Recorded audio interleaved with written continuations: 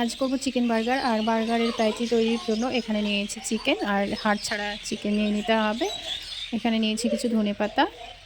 চিকেনটাকে ব্লেন্ডারে দিয়ে ব্লেন্ড করে নেব, মানে একেবারে কিমা তৈরি করে নিতে হবে। মিক্সচারের মধ্যে আমি চিকেনের টুকরোগুলো নিয়ে নিচ্ছি। ব্লেন্ডারটায় আমি মেয়োনিজ তৈরি করেছিলাম, তো দিয়ে আর ধুইনি, যেহেতু চিকেন কিমা তৈরি করব সেজন্য। দিয়ে দেবো আদা রসুন বাটা, দেবো একটু সয়া সস, দিয়ে দেবো লঙ্কা গুঁড়ো। লঙ্কাটা অনেক পরিমাণে ঝাল, সেজন্য অল্প করে দিয়েছি। দিয়ে দেবো গোলমরিচ গুঁড়ো, দিয়ে দেবো স্বাদ মতো লবণ। যেহেতু এখানে সয়া সস ব্যবহার করেছি সেজন্য লবণটা একটু কম দিয়েছি। একটু এর মধ্যে জিরে গুঁড়ো দিয়ে দেবো। এবার এর মধ্যে একটু লেবুর রস দিয়ে দেবো। এর মধ্যে একটু টমেটো সস দিয়ে দেবো। এবার ঢাকনা বন্ধ করে এটা ব্লেন্ড করে নেব।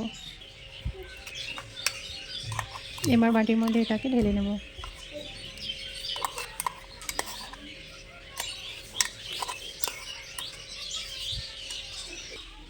এর মধ্যে একটু দিয়ে দেবো ব্রেড ক্রাম্বস।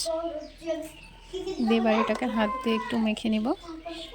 একটু নরম নরম মনে হচ্ছিলো, সেই জন্য একটু আমি ব্রেড ক্রাম্বস দিয়ে নিয়েছি।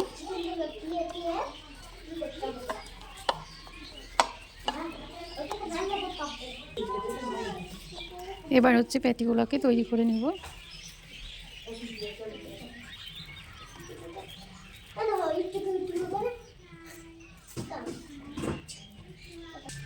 একটা তৈরি করে নিয়েছি, বাকিগুলোকেও এইভাবে করে তৈরি করে নেব।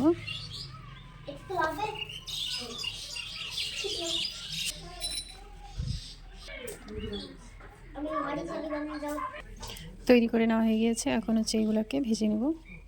ফ্রাই প্যানের মধ্যে তেল দিয়ে তেলটা গরম করে নিয়েছি। এক এক করে প্যাটিগুলো দিয়ে দেব।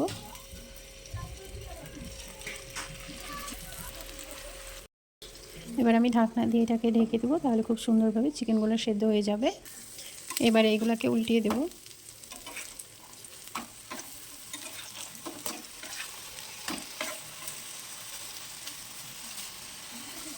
আবারও এটা ঢেকে দেব।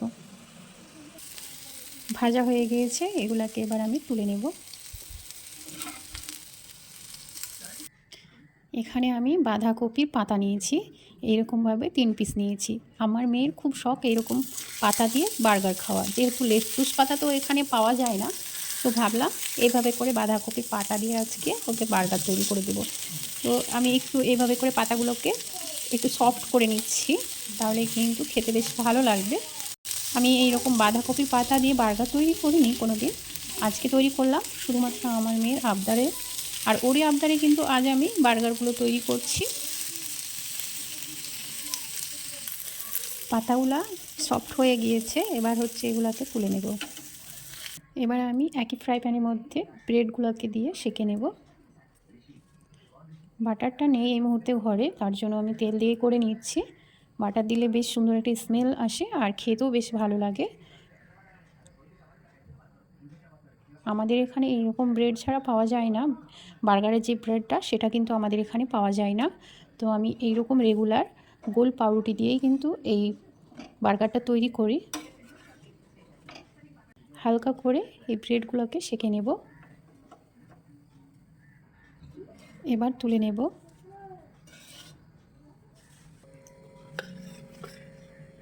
এবার বার্গার সসটা তৈরি করে নেব।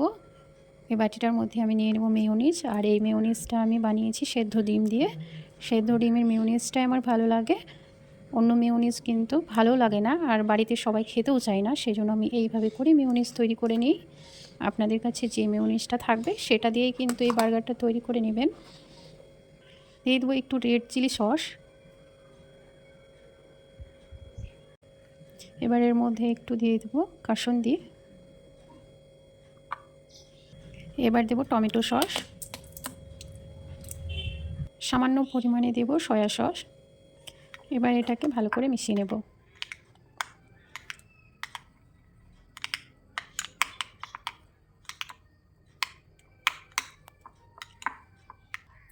সব কিছু আমার রেডি করে নেওয়া হয়ে গিয়েছে। এখন বার্গারগুলোকে তৈরি করে নেব।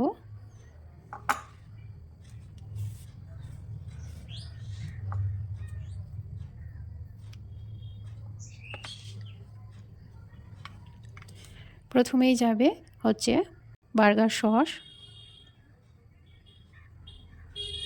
একটু বেশি করে দেব, খেতে বেশ মজা লাগবে।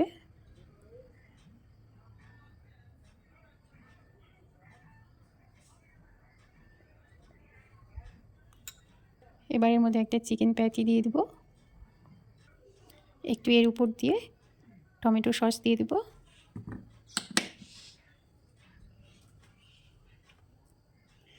এখানে এবার দিয়ে দেবো 1 পিস হচ্ছে পেঁয়াজ, আর দেব টমেটো। শসাটা নেই, সেজন্য আমি এইগুলোই দিয়ে নিচ্ছি। এবার এই পাতাটা দিয়ে দেব। এই তো হয়ে গেছে। উপরের এই পাটটাতে আমি একটু টমেটো সস দিয়ে নেব, উপর দিয়ে আরও একটু বার্গার সস দিয়ে দেব। এবার এটাকে এর উপর দিয়ে চাপিয়ে দেব। এই তো তৈরি হয়ে গেল বার্গার।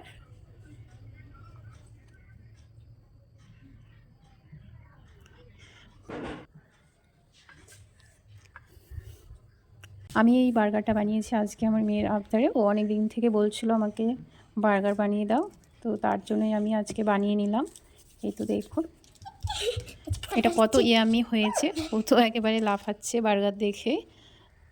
তো আশা করছি আজকের এই রেসিপি আপনাদের কাছে অনেক বেশি ভালো লেগেছে। ভালো লাগলে একটি লাইক করবেন।